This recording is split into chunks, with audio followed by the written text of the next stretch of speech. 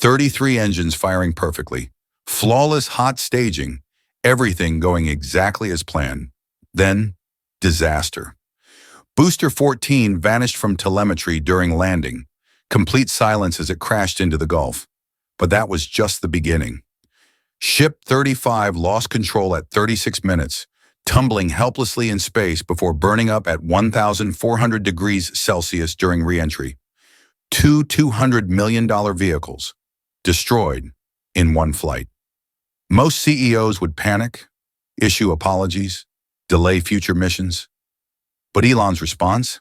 It's about to change everything you think you know about failure, success, and the future of space travel. Let's dive right in.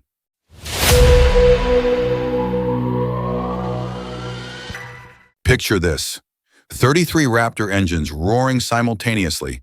That's 16.7 million pounds of thrust, enough to lift a skyscraper off the ground. Every single engine, firing perfectly in harmony, no anomalies, no red flags. Mission control in Hawthorne was ecstatic. Chamber pressure is nominal. It is looking absolutely incredible here in Hawthorne, came the call from Chris. 6 healthy engines on Ship 35, 13 on Booster 14, everything proceeding exactly as scripted. But here's what nobody in that control room knew. They were watching the beginning of SpaceX's most expensive lesson yet. The hot staging, flawless. That moment when the booster shuts down most engines while the ship ignites its own. It's like a perfectly choreographed dance at 60 miles above Earth. Ship 35 separated cleanly, soaring toward space on 6 powerful Raptors. Meanwhile, Booster 14 executed its first ever directional flip. Instead of the usual tumbling maneuver, it flipped straight up. A new technique SpaceX had been dying to test. The crowd cheered. The engineers high-fived. But why was everyone celebrating when disaster was already locked in? Here's what SpaceX didn't advertise. Flight 9 was never meant to be safe. They were deliberately pushing both vehicles beyond their limits. Booster 14 was flying its second mission, already a risky proposition. But that wasn't the real gamble. The real risk? They planned to stress test the booster during re-entry with a higher angle of attack. Think of it like belly flopping, instead of diving cleanly into water. More drag, more heat, more stress on every component. We've done this in wind tunnels. We've done this in computer modeling. It shows that sometimes the control isn't great, Dan admitted during the live stream. Translation: they knew it might fail, but why take such a massive risk with a $100 million booster? Because SpaceX had learned something terrifying from previous flights. Normal re-entries weren't teaching them enough about the vehicle's limits. They needed to break things systematically to understand where the real boundaries lay. The twist nobody saw coming. This wasn't just a test flight. It was a controlled demolition, disguised as progress. At 6 minutes and 39 seconds, everything changed in an instant. Landing startup ignited for our landing burn, called mission control. 13 engines should have fired. The booster should have slowed its descent. Instead, silence. Does look like we lost telemetry from the booster once we started into that landing burn. Telemetry doesn't just disappear. When you lose contact with a 230-foot tall rocket traveling at hundreds of miles per hour, it means one thing: complete structural failure. Booster 14 had disintegrated above the Gulf of Mexico. But here's the chilling part. Nobody panicked. The commentary remained calm, almost rehearsed. We were expecting it to make a hard splash down in the Gulf. Were they really expecting total loss? Or was this damage control in real time? Meanwhile, 60 miles above, Ship 35 was writing its own disaster story. At 36 minutes into flight, the unthinkable happened. We have essentially lost attitude control on the ship at this point. For a spacecraft, losing attitude control is like a race car losing its steering at 200 miles per hour. Ship 35 began tumbling uncontrollably through space. The payload bay door, designed to deploy Starlink satellites, jammed halfway open before slamming shut. What caused Ship 35 to lose control? Leaks. Somewhere in the vehicle's propellant system, precious fuel was venting into space. Without fuel for its thrusters, the ship became a 165-foot spinning metal coffin. The Raptor relight test, a critical milestone for future missions, had to be scrapped. You can't relight engines on a tumbling spacecraft. It's like trying to thread a needle during an earthquake. But the worst was yet to come. As we are not able to control the attitude of the ship as we get into entry, it will enter in whatever orientation it is in at the time, which does not bode well for the ship's heat shield. Translation: Ship 35 would hit Earth's atmosphere sideways, upside down, or backwards at 17,000 miles per hour. The heat shield tiles, designed to protect only the bottom of the vehicle, would be useless. Re-entry is already brutal. Even under perfect conditions, Starship experiences temperatures hot enough to melt copper. The plasma surrounding the vehicle reaches 1,400 degrees Celsius, hotter than molten lava. Now imagine that same hellish process, but completely uncontrolled. We are entering uncontrolled, but again, we're entering into an airspace in a sea space that is cleared and monitored.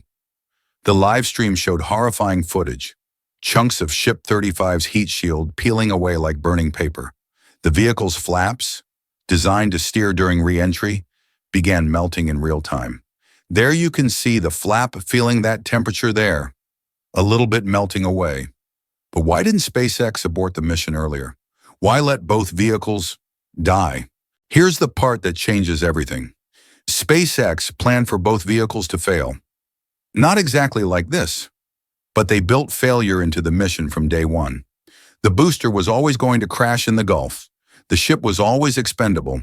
They called it data collection, but it was really controlled destruction.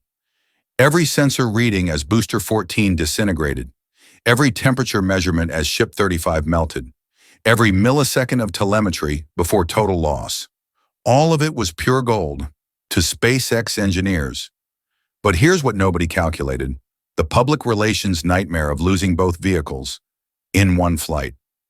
Other aerospace companies lose a $200 million mission and face congressional hearings. Programs get canceled. Careers end. But SpaceX? They were already planning Flight 10 before Flight 9 hit the ocean. So what did Elon Musk do when he watched $200 million burn up in one morning? He smiled. Not the smile of someone who's lost his mind, but the smile of someone who just found exactly what he was looking for. Within hours of the failure, Elon posted something that stunned the aerospace world. Flight 10 launches in 6 weeks. We're doubling the test matrix. Doubling the test matrix. While competitors would spend months investigating, SpaceX was accelerating. But here's the real kicker. Elon's solution wasn't to make Starship safer. It was to make failure cheaper. The fastest path to a reliable rocket is to build them faster than you can destroy them, he tweeted. Flight 9 taught us more in 47 minutes than a year of simulations. Think about this. Boeing spent 8 years and $4 billion developing Starliner. One failure, and the program nearly died. SpaceX loses $200 million in one morning and accelerates production. How is this possible? Because Elon cracked the code that traditional aerospace never understood. The cost of failure isn't the hardware, it's the time between failures. NASA's Space Shuttle program, 135 flights over 30 years. Cost per flight, $1.6 billion. SpaceX's Starship program, 9 flights in 2 years. Cost per flight, $90 million, and dropping fast. Every failure teaches them something no simulation can. Every explosion is a masterclass in physics. Every destroyed vehicle makes the next one better. But here's what should keep NASA administrators awake at night. Flight 9 wasn't just about rockets. It was about philosophy. While government programs design for perfection, SpaceX designs for failure. While others fear mistakes, SpaceX weaponizes them. The Artemis program has spent $93 billion and hasn't landed a single human on the moon yet. SpaceX has spent less than $10 billion and is already planning Mars missions. Why? Because when you're not afraid to fail, you can afford to be bold. When Booster 14 exploded during landing, traditional engineers saw disaster. Elon saw data on engine performance under extreme stress. When Ship 35 tumbled out of control, NASA saw mission failure. SpaceX saw attitude control system limits in real-world conditions. So here's what we're really dealing with. Is SpaceX's fail fast, learn faster approach actually genius?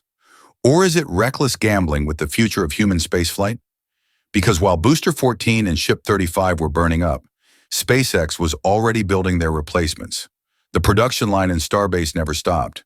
New boosters, new ships, rolling out faster than they could destroy them. But what happens when this philosophy meets human crews? Elon's answer is typically bold. We'll fail our way to Mars faster than anyone else can plan their way there. The math is brutal, but it works. Every failure cuts months off the development timeline. Every explosion eliminates variables that could kill astronauts later. Flight 9 wasn't SpaceX's worst day. It was their most valuable day. And that terrifies everyone who thought they knew how space exploration works.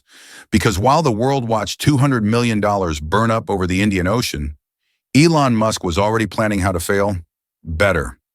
So here's what Flight 9 really taught us. While others play it safe, Elon plays to win. While NASA counts failures, SpaceX counts lessons. $200 million in flames? That's not loss. That's tuition for humanity's greatest classroom. But here's the question that will define the next decade. Should we perfect rockets on Earth for 20 years? Or perfect them on the way to Mars? Because while you watch this video, SpaceX built another Starship.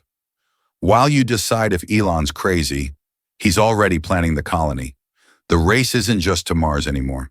It's between two philosophies, fear failure or feed on it. Which side of history will you choose? Drop your thoughts below. And if you want to see how SpaceX's next controlled disaster unfolds, hit that subscribe button. Because at Space Core, we don't just watch space history, we decode it.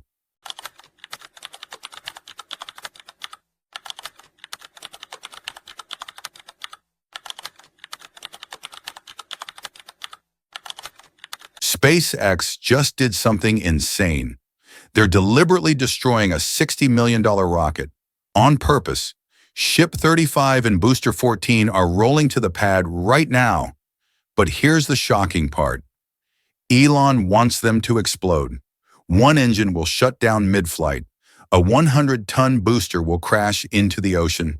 The FAA doubled their danger zone to 1,600 miles. But why? The truth behind this controlled destruction will change everything you think you know about space travel. Let's dive right in.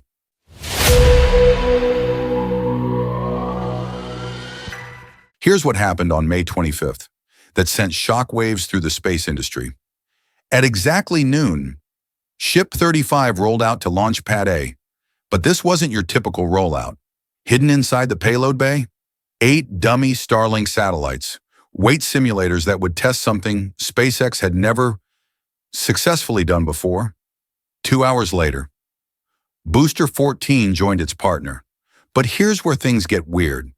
B-14 had been sitting on that launch mount for a full 10 hours before Ship 35 even arrived. Why the rush? Because this booster carries a secret that could change everything. This is the first time in SpaceX history they're attempting to reuse a super heavy booster. Think about that for a second. Every previous flight used a brand new $60 million booster that was essentially thrown away. But B-14, it's already flown before and survived. But why would SpaceX risk destroying something so valuable? The answer lies in a number that will shock you: $500 million. That's how much liability insurance SpaceX had to buy for this single flight. To put that in perspective, most Starship flights require around $100 to $200 million in coverage. The insurance companies know something. We're just beginning to understand. This isn't just a test flight. It's a deliberate stress test designed to break both vehicles at their absolute limits. Here's the terrifying part. During landing, SpaceX will intentionally shut down one of B-14's 3 center engines. Picture this: a 233-foot-tall rocket weighing 100 tons, screaming toward the Gulf of Mexico at thousands of miles per hour.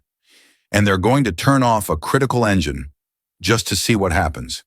If that backup engine from the inner ring fails to ignite, B-14 will slam into the ocean at terminal velocity. The impact alone could rupture fuel tanks from the inside, and just one tiny spark from the mangled metal could trigger a massive fireball, visible for miles. Remember that 1,600 nautical mile no-fly zone? Here's what the mainstream media isn't telling you. That zone stretches from Texas all the way past the Florida Strait, covering the Bahamas and Turks and Caicos Islands. It's almost double the size of Flight 8's danger zone. But that's not the scary part. The FAA also issued a separate notice covering the Indian Ocean, a massive elliptical zone stretching from southeast of South Africa to southwest of Australia. Why? Because if Ship 35 makes it to orbit and something goes